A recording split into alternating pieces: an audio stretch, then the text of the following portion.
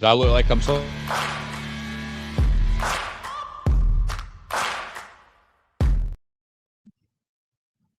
Hi everyone, welcome to the Rangers Review pre-match briefing. We're here, it's Rangers against Hearts. It's a big game, so we're live on the gantry. Chris Jack, and we're going to take you through the Rangers and the Hearts teams ahead of today's 4:30 kickoff in the Scottish Premiership. The team should be coming up on your screen just now. I will read it for you for those listening. Rangers go with 5 changes, I think, from midweek. Chris, it's Jack Butland in goals. Dujon Sterling comes back in at right back, no surprise there. John Suter and Manny Fernandez. Fernandez also in for Giga compared to midweek, as is Tua Romans in for Jayden Magoma. It's Toshi Chukwani and Nico Raskin in midfield. We'll come on to talk about that selection. Andreas Skov Olsen makes only his second start, I think, since moving over a month ago to Rangers. Mikey Moore on the left. Yusuf Chirmiti and Ryan Nadiri. 4-4-2. Chris, talk me through it. What do you think? Calling for this for a long time, but finally come around to my about way. 15 years. Finally come around to my way of thinking. Actually quite like our new setup here. It's all very high tech. I'll let Blair push the buttons in the background that you can do most of the talking. But the game itself speaks for itself, doesn't it? The importance of it. I don't think a Rangers 11 has been as eagerly anticipated for quite some time. There's been a lot of fallout since, but 6:30 or so on Wednesday night when Rangers put out that side at Cliff Park. There's a lot of talk about who's going to start here. Did the manager get it right, get it wrong? Lots of people have had their say on that. Has he got that right today? Next 90 minutes, so we'll tell. But I think the fact that the 4 January signings are starting as a positive. I know Chirmiti will provoke a bit of reaction because he always does. But I think the people that were unhappy on Wednesday night, you can't really complain and say that's a side pick to go and draw the game or damage limitation. That's a Rangers side that's picked to go and try and win here this afternoon. Yeah, it's a side pick to go for it, isn't it? So as you say, let's start on that 4 January signings in the squad. We'll get to the Hearts team as well. Tua Romans is in there, as is Toshi Chukwani, as is Andreas Skov Olsen, as is Ryan Nadiri. One of the words I picked up in just about every conversation I had about Rangers recruitment in January was physicality, that they wanted to beef the squad up. They wanted to make it bigger and faster and stronger. They're playing in a game today against Hearts, who are a team who can take their fair share of duels. I think it's fair to say, and maybe it's just a reflection of the type of team that Danny Rule wanted to build in January. That all 4 are in there. No real surprises, maybe apart from I'd have had Mo Diamande in there because I think that he gives you a little bit more on the ball. No complaints at Tua Romans. I think Toshi Chukwani merits it on form as well. Ryan Nadiri and Andreas Skov Olsen. This is the kind of game that he was signed to turn. We've not seen a lot of him. No pressure, Andreas.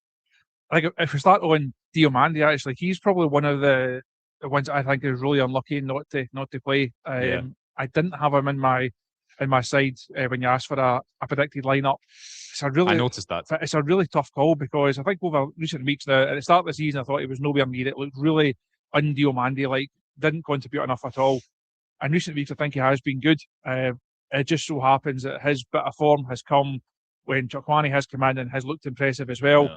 I can understand why it's Raskin and Chukwani that's got the nod. Dio has this reputation of being a big game player. I think he has. He changed the game. He changed the game at Parkhead. Yeah. So is he perhaps not more effective? But if you're going to change the midfield and you're looking for someone to come in and influence it off the bench, I think Dio's probably better at doing that than perhaps Nico Raskin could be. So maybe that's the manager's thinking. But on the 4 new ones, no surprise that Romans is in. I think he's an upgrade on Makoma. No surprise for me that Chukwani plays. I think he's been impressive. Nadiri had to start, given the clamour for him over recent days. And Skov Olsen, as you say, this is the type of game. If you're going to commit that level of finance to him, you're going to go and bring a player of his standing and of his experience in. He's here to win big games for you, and they don't come much bigger than this one.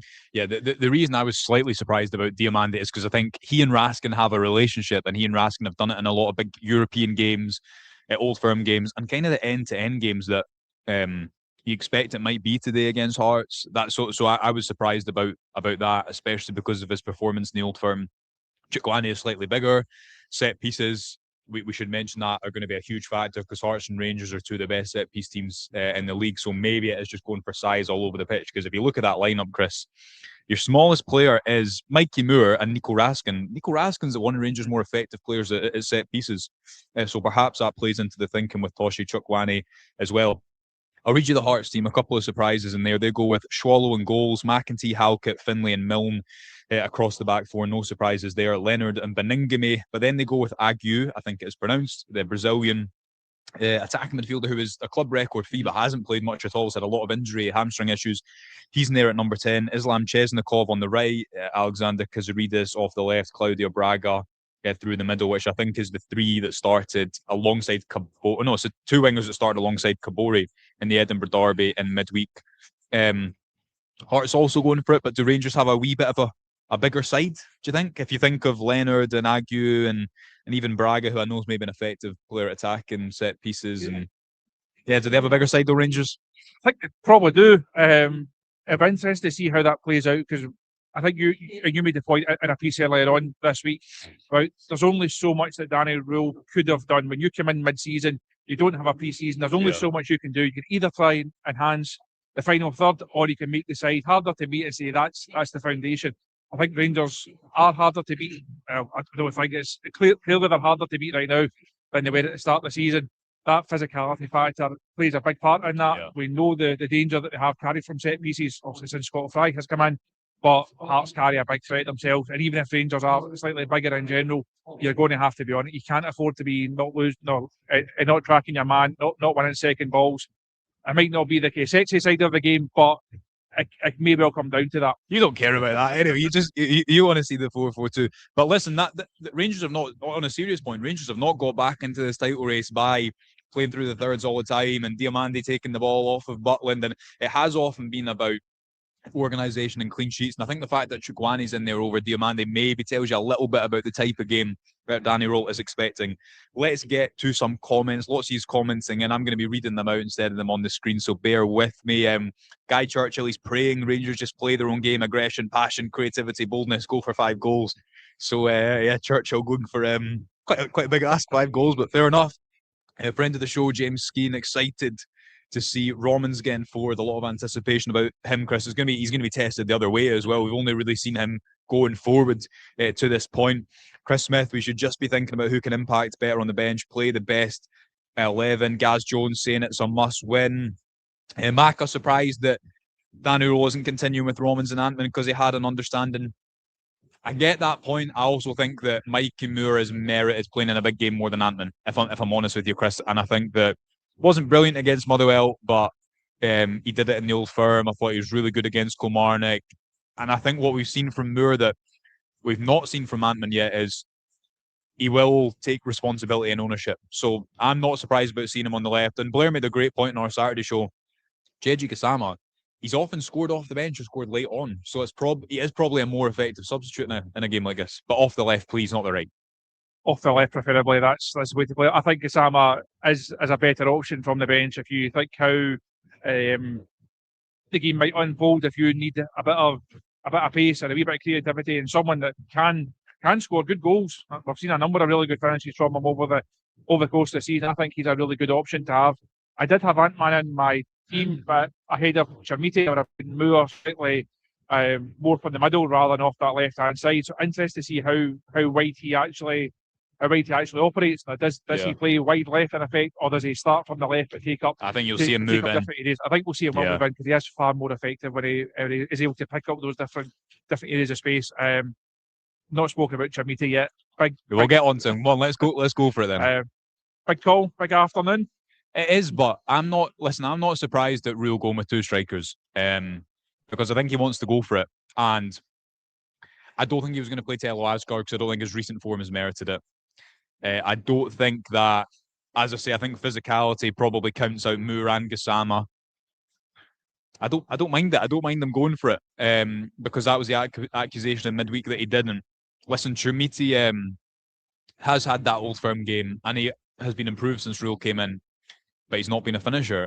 You look where else are the goals going to come from today. You need them to probably come from Scott Olsen. I wouldn't be surprised if it's a tight game with a goal from a set piece.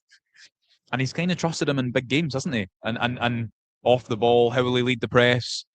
But there's no doubt that there's a lot of pressure on him. And interesting speaking to Danny Rule in the press conference on Friday that he did admit, look, I want him to take a touch and be more composed there. Is he going to finish a chance today? You couldn't say with certainty that he is, but he will give you a lot in terms of the profile he brings, which I know people are frustrating and saying he should be scoring. I know he should. I'm thinking with the type of game it is today, Danny will probably wants two big guys up there to try and play Hearts at their own game to a degree. I think you mentioned his history of work off the ball there. He has had to do a lot of that over the course of the season, and people don't always appreciate that. If you're a Rangers striker, you're judged on goal score. If you don't score, you're no use. You can also bring other things to the team. I think his work off the ball sometimes can be good. He might not have to do that much of that today. From what we've seen of Ryan Nadiri, he likes to get about the pitch, a really strong runner, can cover an awful lot of ground. Does that allow Chermiti just to be a bit more penalty box striker? And that's something we've not seen from him at all. He doesn't look the typical number 9, stick it in a 6-yard box and I'll be in the right place at the right time.